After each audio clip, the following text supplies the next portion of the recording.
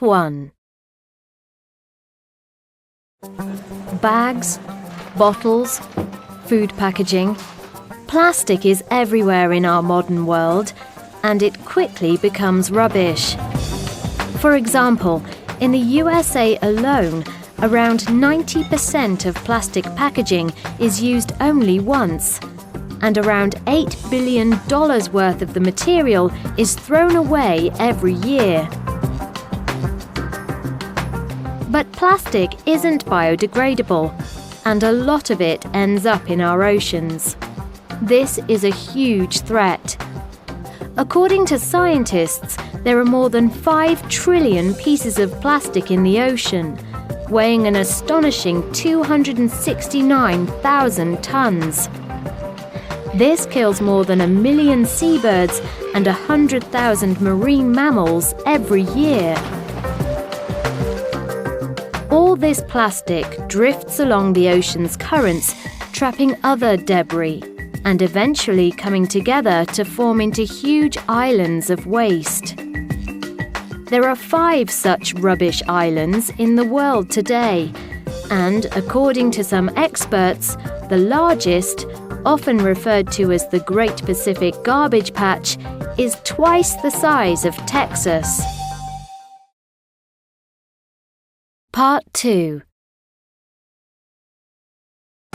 Of course, we need to look at reducing the amount of plastic we produce, but it's also crucial we look at reusing and recycling the plastic that already exists. Borreo is a small business that makes skateboards out of recycled plastic. It is based in Chile and takes its name from the native Mapuche word for waves. The company's founders, Ben Canepers, David Stover and Kevin Ahern, are all keen environmentalists, and as surfers they spend a lot of time in the ocean, frequently encountering plastic waste, much of it from local fishing boats. The fishing industry accounts for an estimated 10% of the ocean's plastic pollution. Fishing fleets across the world often discard used equipment such as lines and nets into the water. Over decades, this has had a devastating effect on both the ocean and its sea life. These nets are large and don't break down, so anything from small sea creatures to dolphins and whales can get caught up in them.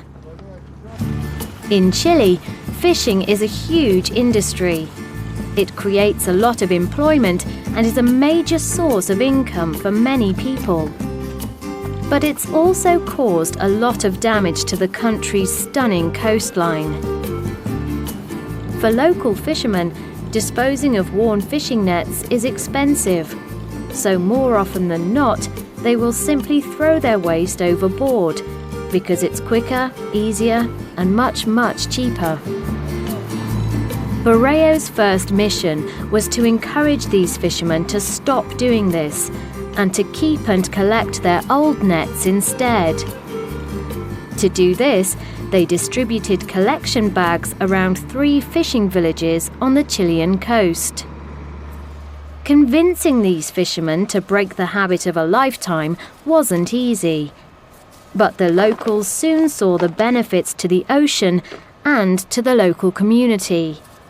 Within 6 months, Borreo had collected 3 tons of plastic, enough to start manufacturing the company's first product, the Minnow Cruiser. Once they've been collected, the plastic nets are transported from these small fishing villages to Santiago, where Borreo has a recycling and manufacturing facility. Here, they shred the nets and break them down into their original pellet form. This is then melted and injected into a mold, creating the deck of the skateboard. The wheels are added and the product is ready to be sold. So far, the business has been a huge success. The focus on sustainability meant the company initially attracted a lot of interest, quickly raising $64,000 through Kickstarter and obtaining a grant from the Chilean government.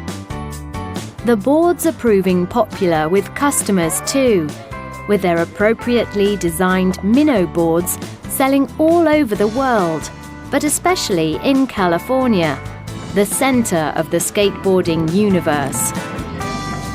Over the next few months, Borreo hopes to extend its program, encouraging more fishermen to donate their used nets so that they can produce more skateboards. Ben, David and Kevin know their efforts are just a drop in the ocean. It'll take a lot more than one small startup to stop the flow of cheap and disposable plastic into our seas and oceans. But Borreo's early success shows that there is a demand for eco-friendly products that actually make a difference. And if this trend continues, it could help to turn the tide on marine pollution.